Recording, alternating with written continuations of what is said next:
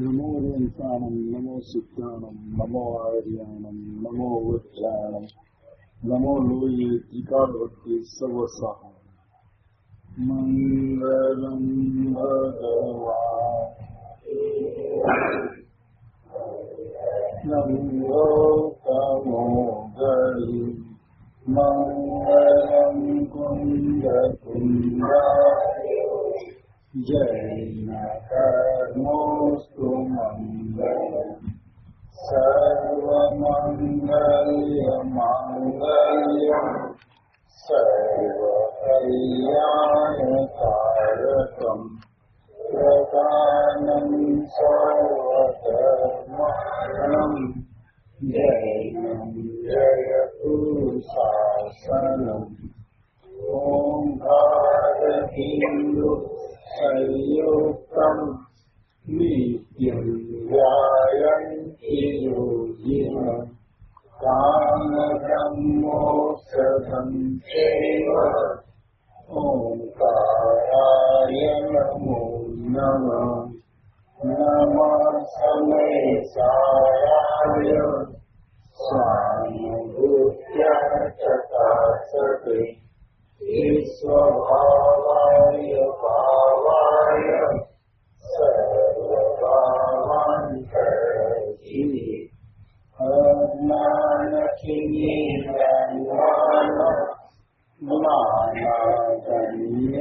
ज्ञानागण्यशलाकया चक्षुरुन्मिलितं येन तस्मै श्रीगुरवे आत्मा ज्ञानं स्वयं ज्ञानं ज्ञानात् अन्यत् करोति किम् परभावस्य सर्वात्मा मोहोऽयं व्यवहारिणम् मंगलमयमंगलकर ईश्वराय नमो जाते बड़े हरिहंतादिवान। ओम नमः शिवेय नमः शिवेय नमः शिवेय।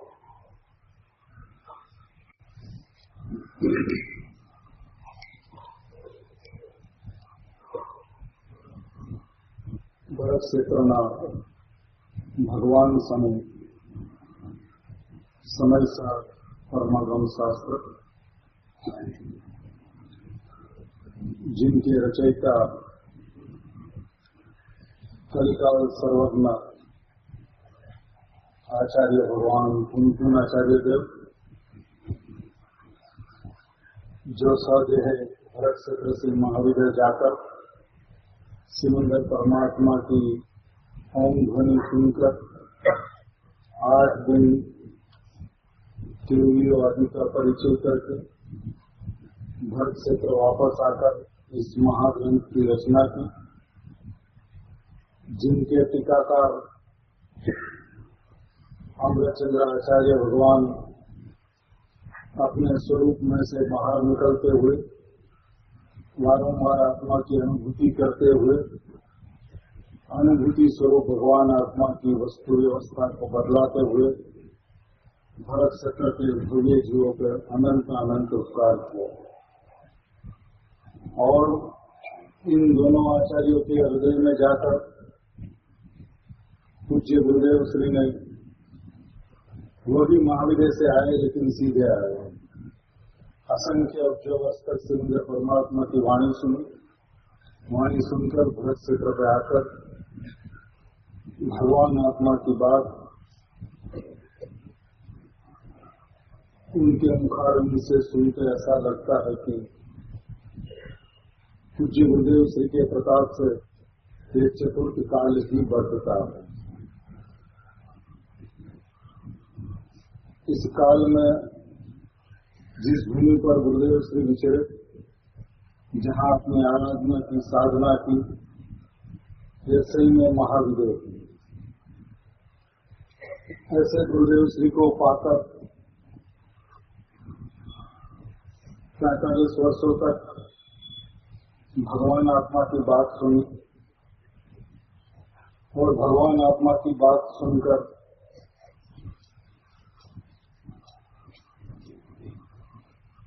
इस निष्कर्ष पे जो जीव आया कि व्यवहार नहीं बदो भूतार्थ છે અને एक शुद्ध नहीं भूतार्थ છે, इस निष्कर्ष पे जो आया उन्होंने गुरुदेव को समझा, गुरुदेव के हृदय को समझा।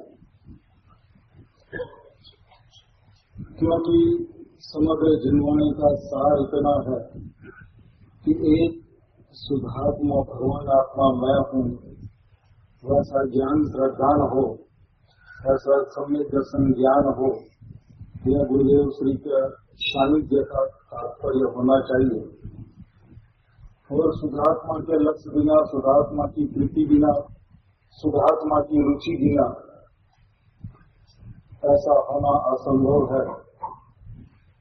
तो गुरुदेव को पाकर अपने जीवन का मकसद ये होना चाहिए कि एक शुद्धात्मा के अलावा कुछ प्रयोजन ही हमारा जीवन का नहीं है। अब ये बात आखिरी लगे, कठिन लगे, मुश्किल लगे, तो उनका कारण अपना कहीं न कहीं पड़ा हुआ पक्ष है, व्यवहार का पक्ष है, जहां से देखने से शुद्धात्मा दिखाई नहीं देता, शुद्धात्मा की अनुभूति नहीं हो सकती। और गुरुदेव श्री जहां से शुद्धात्मा को बदलाते हैं, परमात्म वस्तु को बदलाते हैं, वहां पर खड़े रह के परमात्म वस्तु को देखे तो ये भूतार्थ के आश्रित जीव नियम से सम्यक दृष्टि होता है। ये बात निजी अनुभव में आए बिना नहीं रह सकती। गुरुदेव जहां से कहते हैं वहां से सुने तो सरल लगे, अपन जहां से अनादिकाल से खड़े हैं वहां पर खड़े रहकर ये बात को सुने तो कठिन लगे। कठिन लगती है तो उनका कारण पर्याय बुद्धि है, उनका कारण व्यवहार का पक्ष है। एक बार व्यवहार के पक्ष को छोड़कर, क्योंकि व्यवहार का पक्ष इसलिए है कि कोई न कोई पक्ष तो अनादिकाल से रहा ही है, और पक्ष तो होते हैं, व्यवहार का एक शुद्ध व्यवहार का पक्ष वो संसारी है और शुद्ध का पक्ष वो मोक्ष मार्गी है। ऐसा सीधा साधा विधान इस जिनवाणी के माध्यम से, गुरुदेव श्री के प्रवचनों के माध्यम से स्पष्ट हुआ है। जब अपन ये कहते हैं कि पर को ज्ञान जानता है व्यवहार से है, तो बात तो गुरुदेव की वाणी इतनी सुनी है कि ये बात बराबर समझ में आती है कि सही है। तो ये व्यवहार का एक पहलू है। अपनी पर्याय को ही ज्ञान जानता है, ये बात जो सुनकर अब बारम्बार इस बात को समझ में नहीं आती थी, लेकिन बारम्बार अभी इस बात जोर शोर से जिस तरह से गुरुदेव के प्रवचनों में स्पष्ट की गई है, तो आज जीव ये भी मानने के लिए तैयार हो गया कि राग का ज्ञान नहीं होता, राग संबंधी अपनी ज्ञान पर्याय का ज्ञान होता है। बात आज जीवों को गले उतरने लगी। तो इसको भी कहे कि पर्याय बुद्धि है, अंश बुद्धि है, तो बात भी आप गलत कर दी। इससे आगे चलकर राग पर्याय का ज्ञान नहीं, ज्ञान पर्याय का ज्ञान, और ज्ञान पर्याय का ज्ञान के अंदर में जायक का ज्ञान होता है कि ज्ञान पर्याय जायक को जानती है, ऐसा जानना भी व्यवहार का पक्ष है। ये बात कहने से थोड़ा कठिन लगता है। पर्याय की व्यवस्था क्या है, ये चर्चा नहीं यहाँ पर। चर्चा यह है कि अनादिकाल से व्यवहार का जो पक्ष रहा, उसके अंदर में त्रुटियां कहाँ, कौन सा पक्ष प्रबल रहा कि वस्तु स्पष्ट होने के बावजूद भी, वस्तु प्रत्यक्ष होने के बावजूद भी, वस्तु विद्यमान होने के बावजूद भी वहां पर दृष्टि नहीं गई। नहीं जाने का कारण क्या? तो आचार्य भगवान कहते हैं, गुरुदेव फरमाते हैं कि आचार्य भगवान ने तो इतना किया है कि व्यवहार नहीं बदले अवतार, लेकिन यह व्यवहार नहीं बदले अवतार का अर्थ गुरुदेव श्री ने जो किया उसके अंदर में चारों पहलू को ले लिया, असद्भूत और सद्भूत, उच्चार और अनुच्चार, ये चारों पहलू को लेकर जो सद्भुत अनुपचार व्यवहार जो है ये भी व्यवहार नहीं का पक्ष है। इतना कहने पे तो उसे कठिन नहीं लगता। ऐसा कह रहे कि व्यवहार सद्भुत अनुपचार व्यवहार नहीं का जो पक्ष है ये संसार का कारण है, तो ठीक लगता है। कभी चलो चारों व्यवहार को एक कक्षा में रखा है तो ये भी एक व्यवहार का पक्ष है। लेकिन जब ऐसा कहा जाए कि आत्मा में ज्ञान दर्शन चरित्र ऐसा भेद नहीं है, और स्पष्टीकरण करते वक्त यदि इतना नहीं बोला जाए कि भेद नहीं है, आत्मा में ज्ञान दर्शन चरित्र नहीं है, तो कठिन लगता है। अब भेद नहीं है इतना कह दो तब तो ठीक है।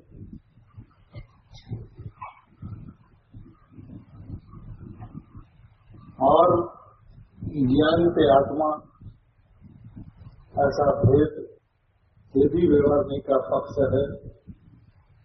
इसके अंदर में कठिनता जो लगती है, आकरापन जो लगता है, बात जो कड़ी लगती है, उसका कारण शुद्धात्मा की प्रीति क्या है, शुद्धात्मा की रुचि क्या है, शुद्धात्मा की महिमा आवे तो अंतरंग के अंदर में क्या होता है। ये बात शुद्धात्मा के नजदीक आकर कभी सोची नहीं संदर्भ। मन अनुभूति तो बात की बात है, लेकिन शुद्धात्मा के नजदीक आकर सभी पाकर शुद्धात्मा की वस्तु व्यवस्था, जो वस्तु व्यवस्था यह कहती है कि पर्याय मात्र का मेरे में त्रिकाल अभाव है, और व्यवहार ऐसा है कि वो राग को भी आत्मा का है, राग को भी आत्मा का है, ज्ञान को भी आत्मा का है, पर्याय को भी जीव का है, ऐसा व्यवहार का स्वरूप है। तो जो जीव नहीं है उसको जीव कहे, पर्याय जीव नहीं है, पर्याय अजीव है, और अजीव को जीव कहे तो व्यवहार का स्वरूप है। तो उसको ऐसा लगता है कि पर्याय को भी निकाल दोगे तो प्रमाण का वस्तु स्वरूप ही नहीं रहेगा। अरे भैया, गुरुदेव के समीप आकर प्रमाण वस्तु व्यवस्था यानी कि द्रव्य पर्याय स्वरूप वस्तु जो है, ये उपदेश सुनकर ज्ञान के अंदर में बात तो स्पष्ट हो चुकी है। ये बात जब जब निश्चय की बात करें तब तब ये बात करनी आवश्यक नहीं, लेकिन जीव को ऐसा लगता है कि खाली निश्चय की बात है। ये निश्चय की बात नहीं है, स्वभाव की बात है, त्रिकाली स्वभाव की बात है। और त्रिकाली स्वभाव की महिमा बिना पर्याय का त्रिकाली में त्रिकाल अभाव एक दृष्टि समझ में ही नहीं आएगी। और पर्याय का त्रिकाली में त्रिकाल अभाव है, ऐसा जो जीव तत्व जो है तो मैं हूँ। पर्याय के होने वाले, पर्याय में होने वाले विभाव भाव या पर्याय में होने वाले स्वभाव भाव, उस दोनों भावों से मैं त्रिकाल अभाव स्वरूप हूँ। ये बात उसे समझ में नहीं आएगी। आप जब तक शरीर से भिन्न, कर्म से भिन्न, नाक से भिन्न हो, तब तक तो बात समझ में आती है। तब तक ऐसा लगता है कि सरल है, ये बात सही है, बराबर है। लेकिन जहाँ पर्याय से भिन्न का हो, जहाँ गुण भेद से भिन्न का हो, तो बात आखिरी हो जाती है, कड़ी हो जाती है। अब अनर्थ का रखा हुआ जो पक्ष है, उसको बरकरार रखने के लिए अपने गुरुदेव के पास में नहीं आए। तो पक्ष का मंडन हो जाए, तो पक्ष सदा सदा के लिए स्वाहा हो जाए, इसके लिए अपने गुरुदेव के चरणों में आए। और गुरुदेव जी महाविद्या से अपन खाली सुन ले और सुन के घर चले जाए, उसके लिए महाविद्या से भरत क्षेत्र नहीं आए। हजारों लाखों करोड़ों जीवों को भगवान आत्मा बतलाने के लिए, भगवान आत्मा हाथ में देने के लिए आए। और ऐसे गुरुदेव मिले और मैं भगवान आत्मा हूँ, ये बात सुनने में अपने को परेशानी हो, पसीना छूटे, ये बात तो गलत है, होना नहीं चाहिए।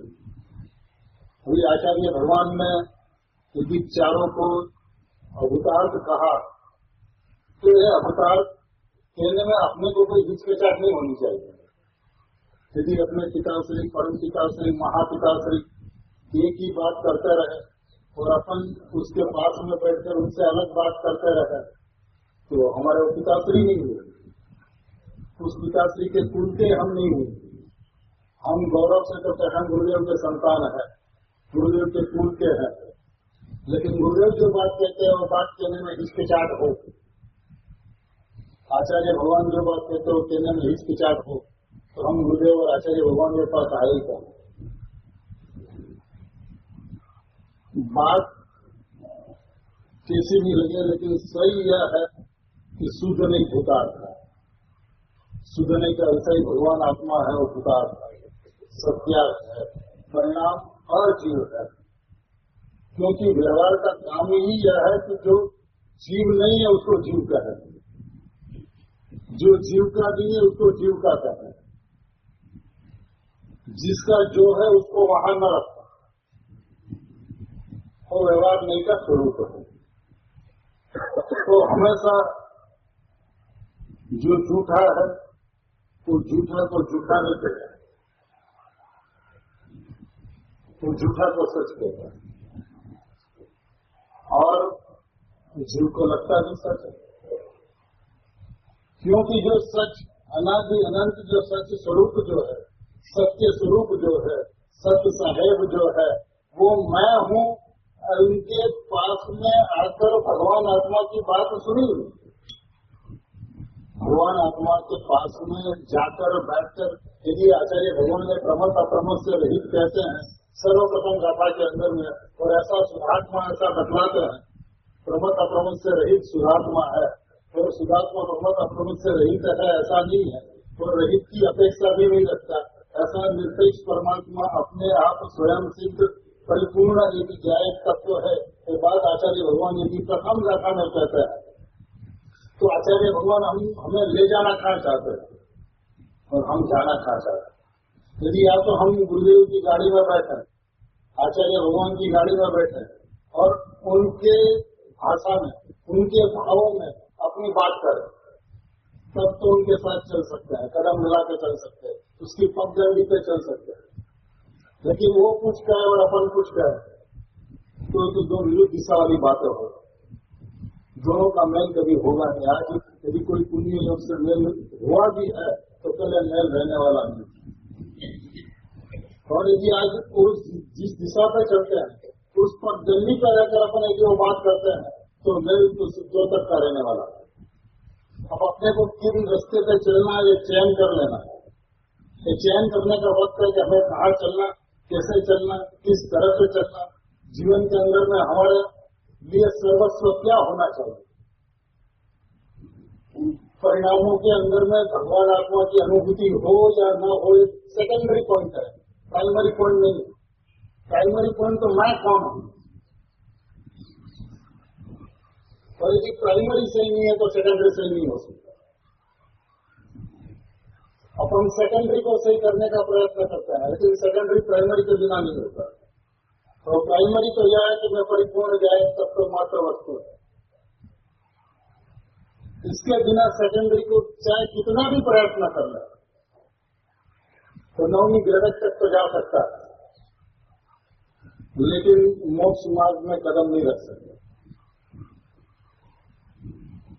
और यदि सही में बात एक्सेप्टेड है कि हम गुरुदेव के पास में गुरुदेव जैसे बनने आए हैं, गुरुदेव ने जिस गाय गुरुदेव को देखा उस गाय गुरुदेव को देखना है, ये हमारे अंतरंग की भावना है, ये हमारी अंतरंग की समर्पणता है कि हमें चाहिए तो एकमात्र गाय गुरुदेव और बाहर में आवे तो ये गुरुदेव, बस दो गुरुदेव के अलावा तीसरा कोई हमारे जीवन के अंदर में है ही नहीं।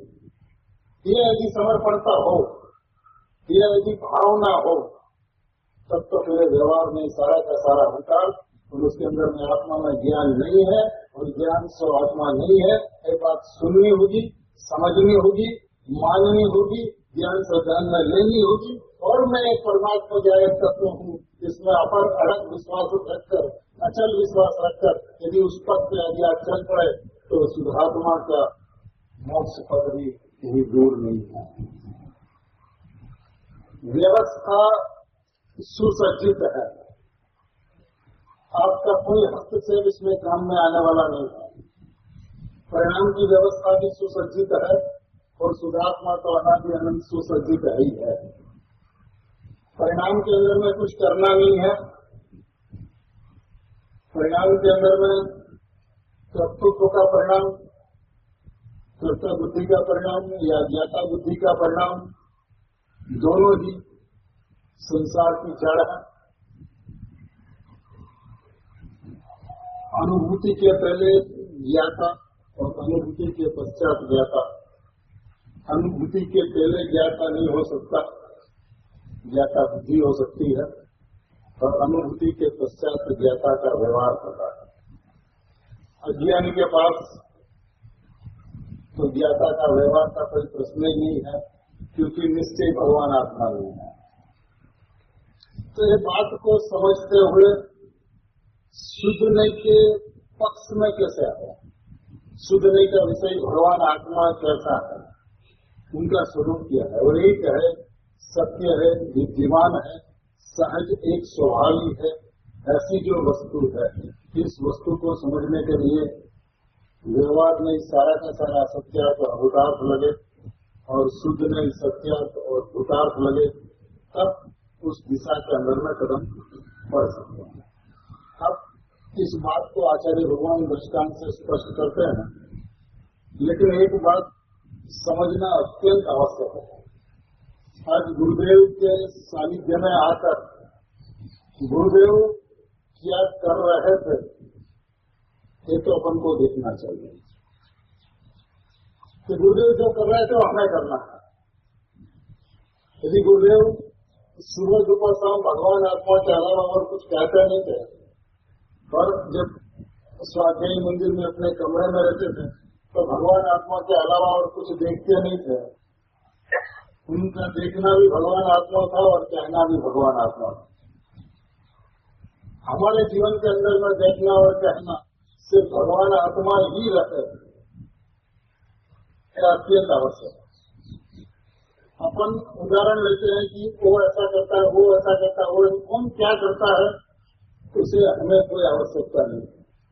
हमें तो गुरुदेव क्या कहते हैं और गुरुदेव क्या करते हैं बस मतलब है अपना, क्योंकि हमारा आदर्श गुरुदेव श्री है। जब हमारा आदर्श गुरुदेव श्री है तो गुरुदेव की पगडंडी पे चलना है बस। अब उस गुरुदेव की पगडंडी पे धनश्री भी चल रही है, बहन भी चल रही है, सुहानी जी भी चल रहे हैं और अनेक ज्ञानियों चल रहे हैं। अपन को भी बस उस पगडंडी पे चलना है। कौन क्या कहता है, व्यवहार को आगे रखते हुए, प्रमाण को आगे रखते हुए उसकी चर्चा करने से अपने को कोई फायदा नहीं है। विश्व है, विश्व अनेक रूप चलते रहेगा, उसको ठीक ठाक करने वाला इस विश्व के अंदर में कोई है नहीं।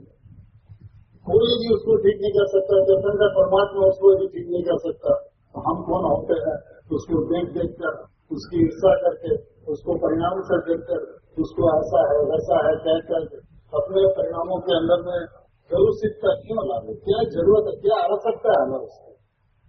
विश्व है, संसार है, ऊंडा अवसर बनी काल है, सब कोई अपनी योग्यता के मुताबिक परिणमता है। और आज वो जिस तरह से भी परिणमते हैं, उनको भी गुरुदेव मिले हैं तो कल वो भी गुलाट खाएगा और गुलाट खाकर इसी बात पे आएगा जिस बात पे गुरुदेव चले हैं। तो वो भी भगवान है, उसको भी भगवान की दृष्टि से देखो, परिणाम की दृष्टि से मत देखो। सर्वप्रथम तो देखो ही मत किसी की ओर, अपनी ओर देखो। और अपनी ओर नहीं देख पाओ तो सबको भगवान आत्मा की ओर देखो, और कुछ देखना ही नहीं है, क्योंकि वो गुरुदेव के संतान है। और आज इधर है तो कल गुलाट खाकर वो चल पड़ेंगे गुरुदेव के रास्ते। आप चिंता मत करो, आप उसको ठीक करने का प्रयत्न मत करो, आप खुद ठीक रहो। बस इतना अपना प्रत्येक व्यक्ति का कर्तव्य है, अपने आप को ठीक रखे बस, और एक की भी जवाबदारी लेने की जरूरत नहीं।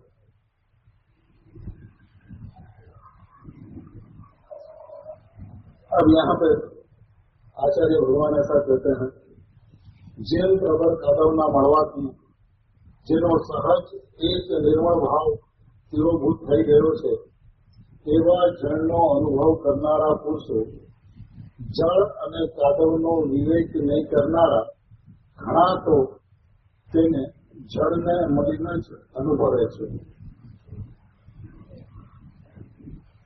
पानी स्वभाव से निर्मल है.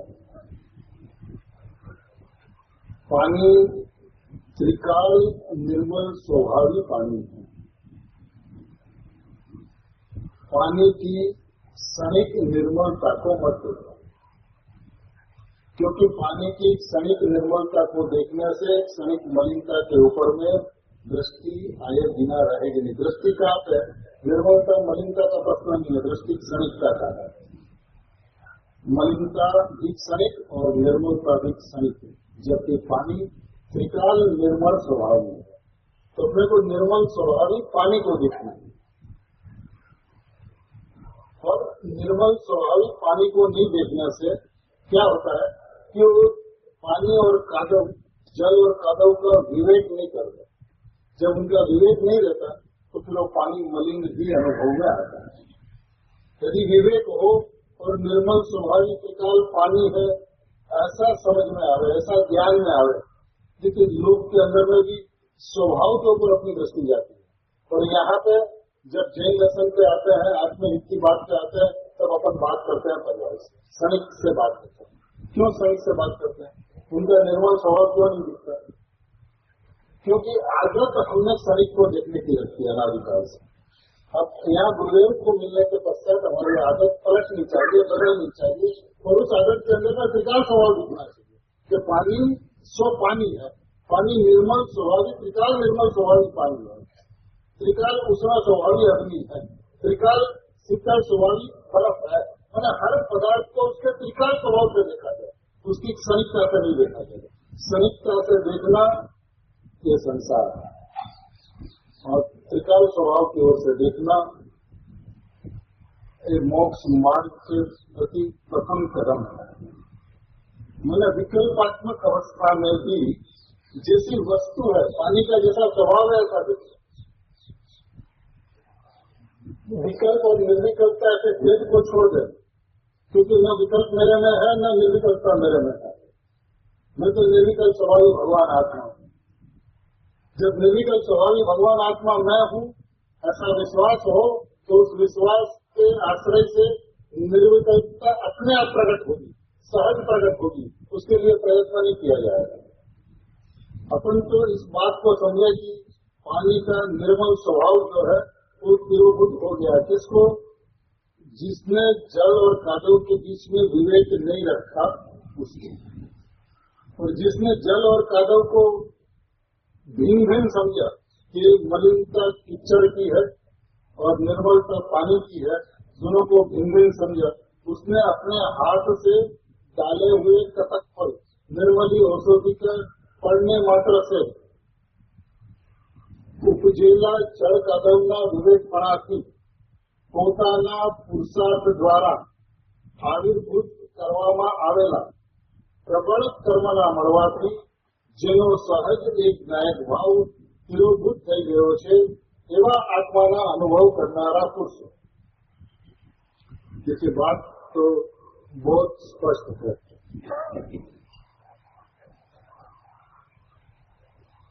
मलिनता से दिखती है उसे पानी की निर्मलता नहीं दिखती. और पानी जब मलिन है उस वक्त यदि पानी का निर्मल त्रिकाल स्वभाव को देखे तो उस वक्त उसे पानी निर्मल दिखता है, मलिन नहीं दिखता. अवस्था में है मलिनता, लेकिन त्रिकाल स्वभाव को देखते ही मलिनता नहीं दिखती, निर्मलता दिखती. और निर्मलता दिखती है तो कटक पर डालता है और मलिनता कादव बैठ जाता है. अब यहाँ पे तो पानी और कादव दो वस्तु है और तीसरी है निर्मली औषधि. दो के बीच में तीसरा को डाला गया तब मलिनता बैठ गई और निर्मलता जैसी थी वैसी प्रकट हो गई. जबकि आत्मा के संदर्भ में बात है तो ऐसा, लेकिन ऐसा नहीं. क्योंकि वहां पर तीसरी वस्तु की आवश्यकता ही नहीं है। आत्मा और राग, और उसके बीच में कपट फल। कौन सा कपट फल? शुद्ध नहीं। शुद्ध नहीं माने मैं आत्मा हूं, ये कपट फल है, ये शुद्ध नहीं का विषय है। और जहां वहां वो डला विनायक भाव आविर्भूत हो गया। आविर्भूत हो गया माने तिरोभूत हुआ था, आविर्भाव तो हो गया। गुरुदेव श्री कहते हैं कि तिरोभूत हुआ ही नहीं था, तेरी दृष्टि वहां पर नहीं थी, उसलिए तिरोभूत हुआ ऐसा कहने में आया था। यहाँ पे आविर्भूत दृष्टि की अपेक्षा से बात है। 14-15 गाथा के अंदर में आविर्भूत जो बात है वो अलग बात है, और ये बात अलग है। यहाँ पे दृष्टि की अपेक्षा है, तो दृष्टि के अंदर में आच्छादित हो गया था, क्योंकि स्वभाव के ऊपर में दृष्टि नहीं थी, त्रिकाल स्वभाव के ऊपर में दृष्टि नहीं थी। और जहाँ त्रिकाल स्वभाव के ऊपर में दृष्टि गई तो आविर्भूत हो गया। अब होता कैसे है? तो कहते हैं प्रबल कर्म ना मरवा की जिनो सहज एक गायक भाव तिरोभूत થઈ ગયો છે।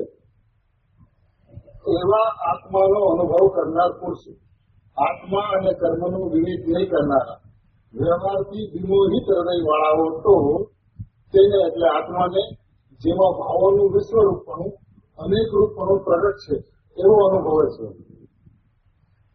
आत्मा के अंदर में भावों का विश्व रूपना अनेक रूपना प्रकट है, ऐसा अनुभवित करते हैं। कौन करते हैं ऐसा? जो आत्मा और कर्म का विवेक नहीं करने वाले हैं वो, यानी कि विमोहित हृदय वाले जो है, मोहित हृदय वाले जो है, वो मैं रागी, मैं द्वेषी, मैं संसारी, मैं मनुष्य, मैं स्त्री, मैं भगवान बनना है ऐसा विकल्प करने वाले, ये सारे विमोहित हृदय वाले हैं। जिससे सम्यक दर्शन करना है वो विमोहित हृदय वाला है।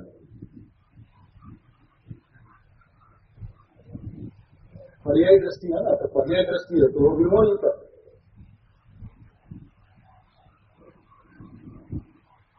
पर भूतार्थदर्शी हो, शुद्ध नहीं में देखना रहो, પોતાની બુદ્ધિથી નાખેલા શુદ્ધને અનુસાર બોધ થવા માત્રથી ઉપજેલા આત્મકર્મના વિવેકણાથી પોતાના પુરુષાર્થ દ્વારા આવિર્ભૂત કરવામાં આવેલા સહજ એક દાયક ભાવપણાને લીધે તેને એટલે આત્માને જેમાં એક દાયક ભાવ પ્રકાશમાન છે તેવો અનુભવે છે।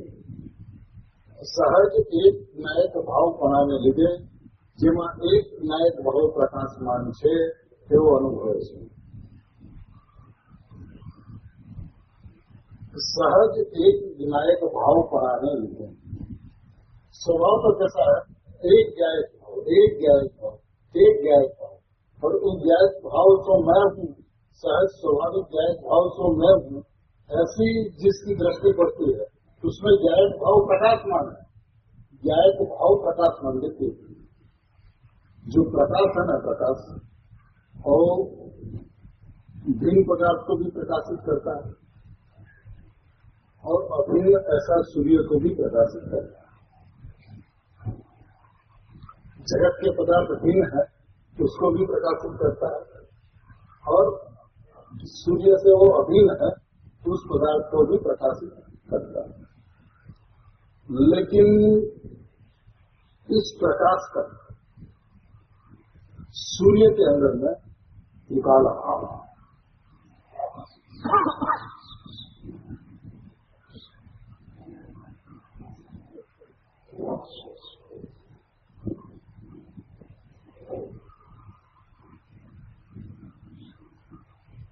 गुरुदेव ने ये दृष्टि दी है अपने को। अब इस दृष्टि को अपने जीवन के अंदर में किस तरह से अपनाते हैं, आत्मसात करते हैं, बस उसकी कीमत है। जो ज्ञान प्रतिपल उत्पन्न होता है उस ज्ञान के अंदर में सारा विश्व ज्ञेय होता है और साथ में गायक भी ज्ञेय होता है। भिन्न रूप विश्व ज्ञेय होता है, अभिन्न रूप गायक ज्ञेय होता है, और जिस ज्ञान के अंदर में ये दोनों ही ज्ञेय होते हैं वो ज्ञान का टीका गायक के अंदर में निकाला भाव है।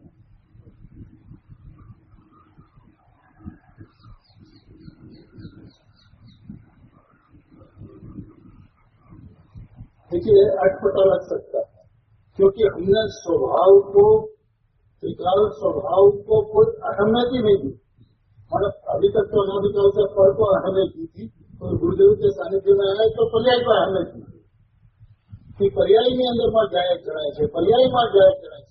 अरे भैया जहाँ जानने में आता है वो तू है, मैं जो जानने में आता है वो तू है। एक बात तो तय करनी होगी। पर्याय में यदि जानने में आता तो पर्याय सो तू है, न पर्याय में जाए जानने में आता तो जाए तू है। तो चीज क्या है? जहाँ जानने में आता वो, न जो जानने में आता वो। तो जो जानने में आता उसके अंदर में, तो जहाँ जानने में आता उसका त्रिकाल अभाव है।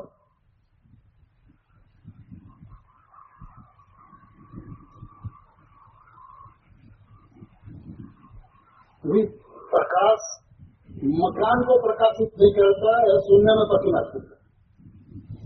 अब जब ये बात कही जाए कि प्रकाश सूरज को प्रकाशित नहीं करता, प्रकाशित करते हुए भी उस प्रकाश की पर्याय का सूरज के अंदर में त्रिकाल अभाव है। वो जीव तत्व है, वो मैं हूं।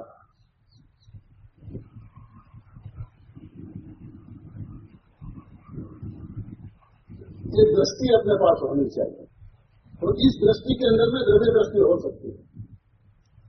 द्रव्य के ऊपर में दृष्टि जाने का जो विधान जो है, क्योंकि जब तक त्रिकाल व्यायक में परिणाम मात्र का अभाव नहीं देखेगा, तब तक मैं अपरिणामी हूं इसका जोर ही दिया है। वो बोलेगा तो सही, लेकिन वो पोपट की तरह बोलेगा, विश्वास से नहीं बोलेगा, श्रद्धा के साथ नहीं बोलेगा, अहम के साथ नहीं बोलेगी।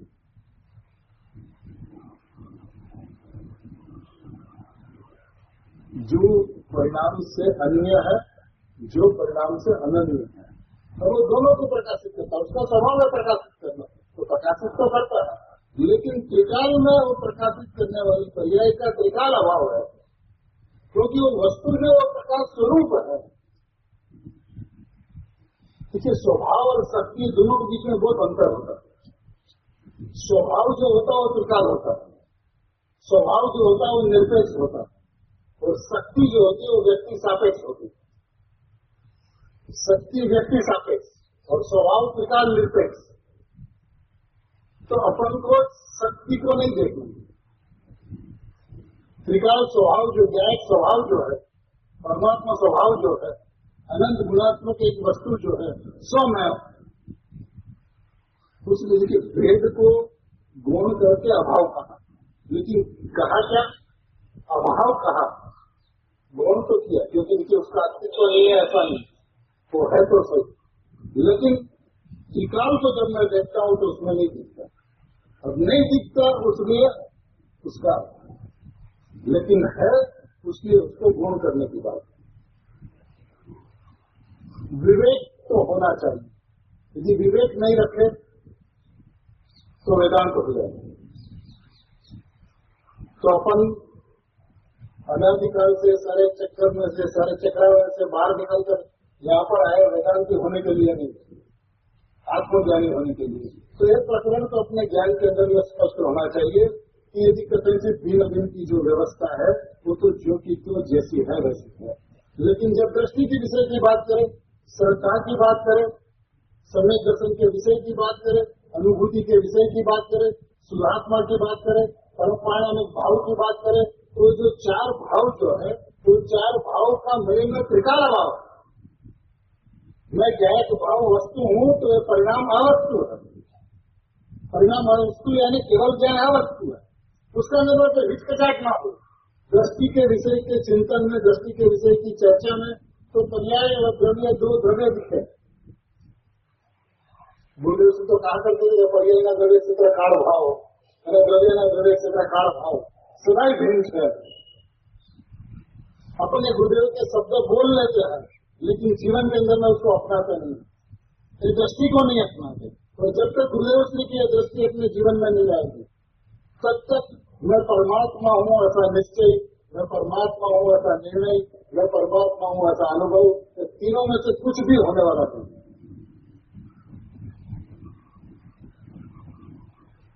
बोल तो लेंगे, लेकिन धारणा में आना एक अलग बात है।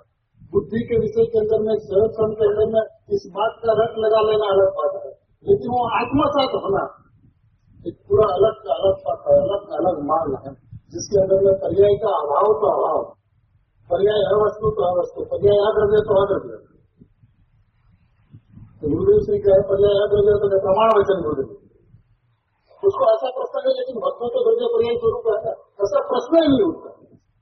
और ऐसा प्रश्न उठ जाए तो गुरुदेव का चीज ले, गुरुदेव जिस विषय में जिस विषय की बात करते हैं वहां से उसका चलना, वहीं से वो अपना कदम बढ़ा। क्यों आगे की बात को याद करता है? अब तीसरी क्लास में से चौथी क्लास में चला गया तो तीसरी क्लास की पढ़ाई को चौथी क्लास में साथ में ले चलते, तो तीसरी क्लास में छोड़ के आगे बढ़ जाता है। अब यहाँ पे तो केजी की बात जो पढ़ी हो, सम्यक दर्शन प्राप्त करेंगे, उसको 10वीं क्लास के अंदर में भी याद करें, तो ये तो नहीं चल सकता। गुरुदेव के पास में आकर अपने सुधात्मा की बात सुने, तो सुधात्मा की बात माने अंतिम बात, आखिरी बात, इसके आगे और कोई बात नहीं है जीववाणी के अंदर में। जब उस बात पे अपन आया है, शुद्ध अंत तत्व की बात करने के लिए बैठे, सुधात्मा की बात करने के लिए बैठे हैं, भगवान आत्मा की बात करने के लिए बैठे हैं, परम परिणामी सहज एक विकाल भाव की बात करने के लिए बैठे हैं, तो फिर हमारे सपनों के अंदर में भी परिणाम की चर्चा साथ में नहीं चलनी चाहिए। तो गुरुदेव श्री कहा था तो भिन्न सत्ता है पर्याय, तो ये भिन्न सत्ता है, भिन्न सत्य नहीं, भिन्न सत्ता दृष्टि के विषय में, ज्ञान के विषय में क्या है, दोनों सब द्रव्य सत्य ये तो बात अलग। जो ज्ञान का विषय, प्रमाण का जो विषय है वो एक अलग चैप्टर है, और अनुभूति का प्रकरण है। अनुभूति के पहले उसका कोई प्रकरण ही नहीं है। अनुभूति के पहले द्रव्य पर ये स्वरूप वस्तु है, उतना समझकर उसमें से द्रव्य को निकाल लेना, अध्यात्म को निकाल लेना, और वो त्रिकाली गायक मात्र वस्तु मैं हूँ, ऐसा अहम, ऐसा एकत्व, ऐसे अपनापन होना ही होना चाहिए, तब गुरुदेव के संतान कहलाएंगे। इतनी देखिए गुरुदेव की मीठी मधुरी बात अपन दिन रात सुनते हैं, जब वो बात आती है तो डूबते हैं। कल शाम को तुलस टीका का भाव चल रहा है, द्रव्य पर्याय में स्पष्ट नदी, द्रव्य पर्याय में आउट नदी, बात तो अपन सुनते हैं बहुत अच्छी लगती है, लेकिन जब प्रैक्टिकल इसकी चर्चा करने के लिए बैठता है, ये तो निश्चय नहीं बात है, ये तो निश्चय नहीं बात है, तो साची बात, व्यवहार એટલે खोटी बात, तो बात उसके अंदर के अंदर में स्पष्ट होना चाहिए, इसमें किंतु परंतु को कोई जगह नहीं है। जब शुद्धात्मा लोक की बात चलती हो, तब असल अशुद्धात्मा की चर्चा अपन क्यों बीच में ला रहे? जहां शुद्धोपयोग की चर्चा नहीं, शुद्ध स्वभाव के अंदर में शुद्धोपयोग नहीं समाता, तो अशुद्ध उपयोग की तो चर्चा ही कहां है? फिर अनुभूति में स्यादवाद, अनुभूति में सम्यक अनेकांश, अनुभूति के अंदर में परिणामी, अनुभूति के अंदर में आत्मा, ऐसा कुछ सही है, लेकिन अनुभूति के विषय में कुछ भी नहीं है, तो उसके अंदर में इसका चाहे होनी नहीं चाहिए, नहीं है तो नहीं है। दृष्टि के विषय में, श्रद्धा के विषय में नहीं है। सुगंधी साहब कहते हैं कि परिणाम द्रव्य નો આશ્રય લે છે, परिणाम द्रव्य નો अवलंबन ले છે, बात हमने खटके છે। हमने पर्याय को सत्य माना ही नहीं, पर्याय द्रव्य का अवलंबन लेते, क्यों द्रव्य का अवलंबन? वो सत्य नहीं है, वो अटूट नहीं है, कोई समय की चक्रवर्ती नहीं है, सब कुछ, तो फिर क्यों द्रव्य का अवलंबन ले?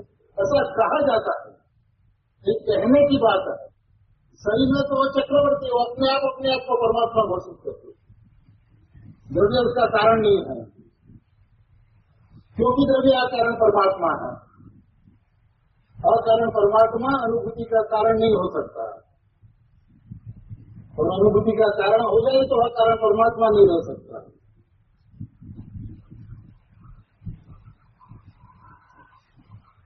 देखिए स्वभाव तो ऐसी मस्ती वाला है, उस स्वभाव की मस्ती में मस्त होना अपना कर्तव्य है।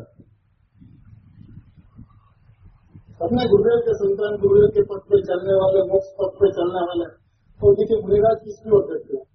नहीं देखते, किसी की ओर नहीं देखते। क्यों नहीं देखते? अपने स्वभाव के अंदर में ढूंढते, अपने को समाज की ओर नहीं देखते, अपने स्वभाव के अंदर में मत रहना, कुछ बोलने का नहीं, कुछ कहने का नहीं, और कहने का मौका हो तो किसी की ओर देखना नहीं, अपनी ओर देख के जो आता ही है वो भूलते जाना, अपनी मुक्ति में मस्त रहना।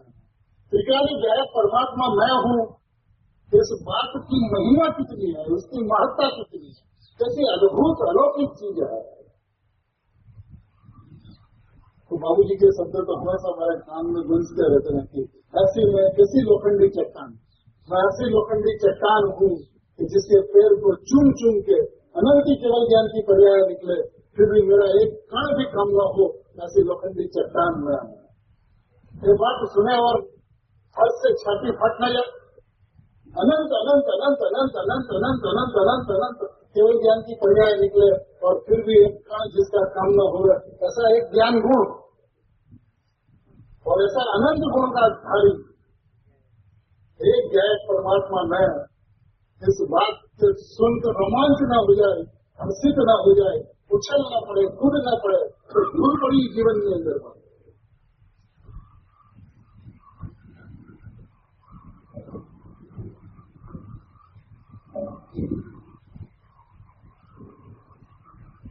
क्योंकि गुरुदेव से इस संदर्भ में क्या कहते हैं, थोड़े गुरुदेव के आधार ले लेते हैं।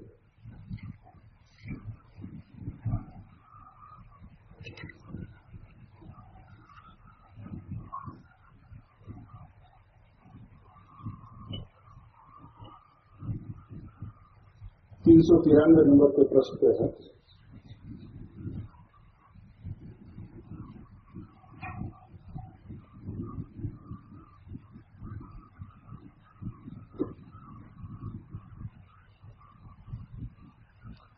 अंतिम पैराग्राफ है, आत्मा विनायक है, सहज एक विनायक है, सहज एक विनायक भाव है, એવી શુદ્ધનયથી એનું ભાન થયું અંતરદ્રષ્ટિમાં। આત્મા વિનાયક છે, સહજ એક વિનાયક છે, સહજ એક વિનાયક ભાવ છે, એવી શુદ્ધનયથી એનું ભાન થયું અંતરદ્રષ્ટિમાં।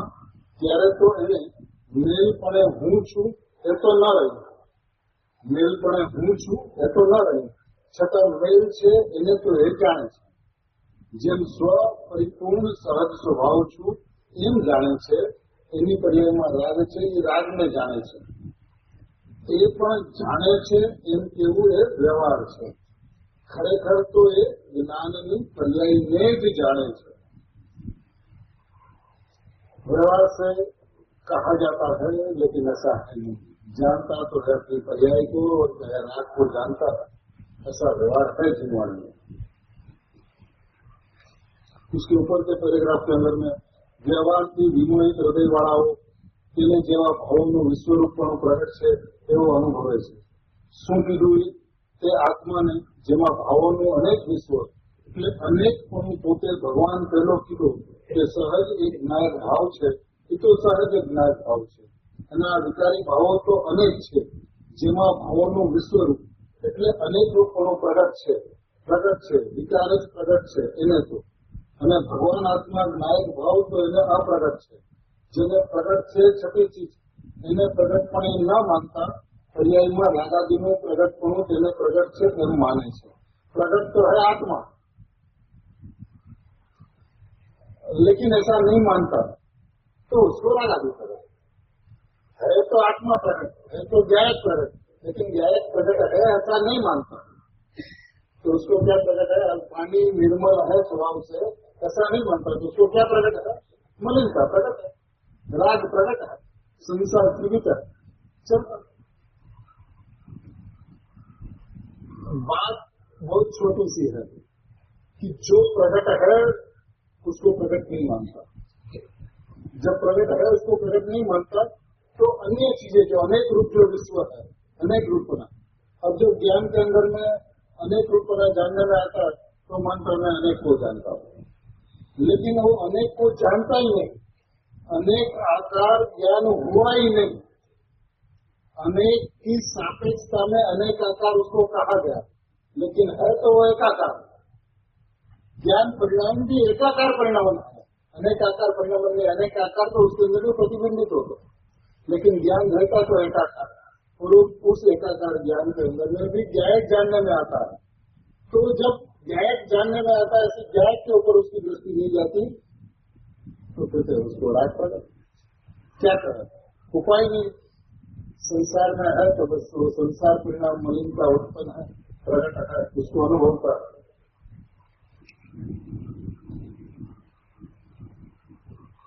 विश्वरूपणों के मुख्य ઓલામાં સહજ જ્ઞાન ભાવ છે ને ત્રિકાળી એક રૂપ છે।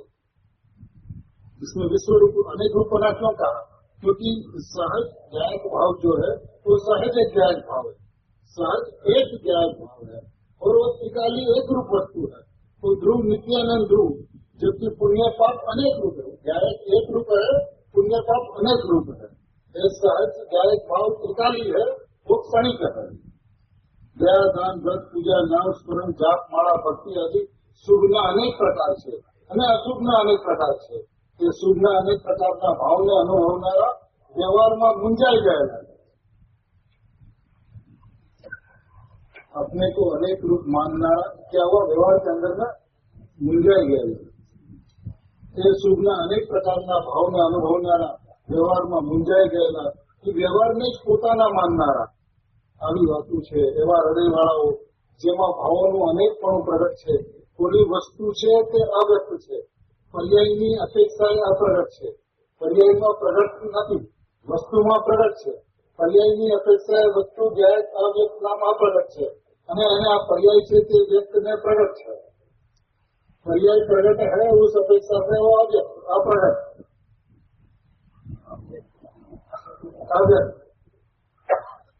पर्याय की अपेक्षा से, और वस्तु से देखा जाए तो वस्तु प्रगट। तो बात यह है कि पर्याय को देखता है तो वस्तु अप्रगट दिखती है, और वस्तु को देखता है तो वस्तु प्रगट दिखती है, और परिणाम के अंदर में उस प्रगट के दर्शन हो जाता है। उसका नाम सम्यक दर्शन है। तो विधान बहुत सरल है, विधान उसको कठिन लगा है, उसका कारण अपने पक्ष को एक तरफ नहीं रखा, अपने पक्ष को साथ में रखकर और गुरु की वाणी सुनता है। अपने पक्ष को एक तरफ रखकर यदि गुरुदेव की वाणी सुने तो पक्ष मिटे बिना नहीं रह सकता। दृष्टांत आते ना मक्खी का, वो गटन में नाली के अंदर में पड़ी रहती थी। उनकी एक मित्र थी, वो महल में रहती थी, तो उसको कहता है कि चल मेरे महल के अंदर तो कितना सुगंधित है, इतने दुर्गंध के बीच में तू क्यों पड़ी है? तो कहती है कि नहीं भैया मैं तो यहाँ पे ठीक हूँ, यहाँ पे बहुत अच्छा है। बोला कुछ अच्छा नहीं है, गटर के अंदर में गंदे पानी के अंदर में दुर्गंध के बीच में तू पड़ी, इसे तू मेरे साथ चल, इतना सुगंध है, इतना सुवासित महल है, एयर कंडीशन है बिल्कुल एकदम, चल मेरे साथ।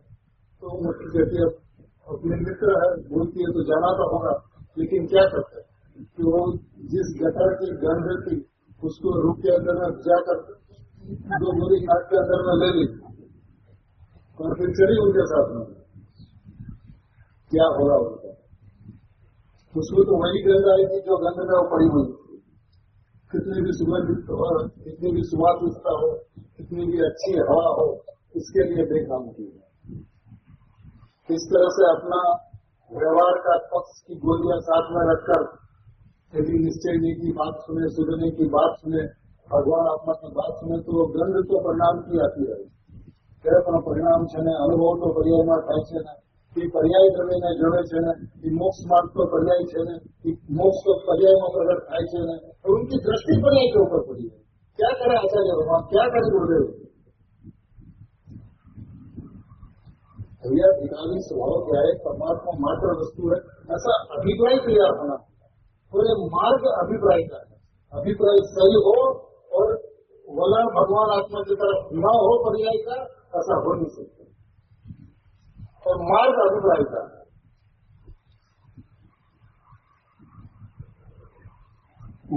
दृष्टांत आता ना, भाई हमेशा दृष्टांत बोल दिया करते थे कि श्री कृष्ण महाराज थे, उनकी 16,000 रानियां थी। अब एक बार किसी वक्त गांव का नदी किनारे, तो सामने किनारे कोई गुरु आया, तो उसको भोजन भेजना है, और भोजन तो तैयार कर दिया, लड्डू वगैरह सब कुछ, और नौकर चाकर लोग को बोला कि पूछा दे हमारे गुरु महाराज ने। तो और नौकर लोग तो बोल नहीं सकते कि साहब आप गुड़ जाने के लिए बोलते रहे, लेकिन नदी को पार कैसे करें? तो पूछ रहे थे उसको कि साहब आपने जाने के लिए कहा, हम जाने के लिए तैयार है, लेकिन उस पार जा रहे कैसे? तो श्री कृष्ण उनको कहते कहते नदी को कहना है, नदी हमारे महाराज यदि अखंड ब्रह्मचारी हो तो हमें मार दो। क्या कहा? अखंड ब्रह्मचारी हो। नौकर लोग तो हंसने लगे मनो में कि 16,000 रानियों के बीच में पड़ा है और कहते हैं अखंड ब्रह्मचारी हो तो मार दो। लेकिन महाराज को बोले कैसे? गए नदी के पास और जाके कहा कि हे नदी, हमारे महाराज अखंड ब्रह्मचारी हो तो मार दे। तो नदी ने मार दे दिया। चले गए सामने पास, गुरु महाराज को जाके लड्डू इत्यादि जितना कुछ भी भोजन लाया तो सब खिलाया हमको। जब वापस चलने लगे तो वापस आकर नदी किनारे बैठे तो मार्ग तो बंद हो गया। तो फिर गुरु महाराज के पास आता है और उनको कहता है कि साहब हमें तो उस पार जाना था महाराज के पास में, लेकिन नदी का रास्ता तो बंद हो गया, अब कैसे जाए? पूरे नदी को जाके कह देते है नदी, हमारे गुरु अखंड उपवासी हो तो मान दे। ये भी हमारा ब्रह्मानंद में रमना अखंड ब्रह्मचर्य है, कि ब्रह्मानंद में चलना अखंड उपवास है। तो शरीर की क्रिया और जल की क्रिया के अंदर में वस्तु को खोजी जाती है, कहाँ मिलेगी वस्तु? तो मार्ग अभिप्राय का है। आपके अभिप्राय के अंदर में सुधात्मा है, भगवान आत्मा है, तो इस जगत के कोई भी संयोग आपको छू नहीं सकते।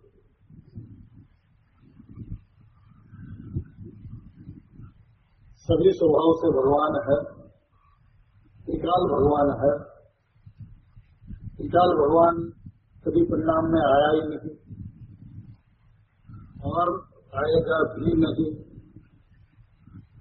ऐसा जो भगवान जो है वो मैं हूँ, ऐसा श्रद्धा, ऐसा विश्वास, ऐसा अहम, ऐसा एकत्व, ऐसा अपनापन सभी के अंतरंग में शादी अनंत काल के लिए रहो, इसी भावना के साथ।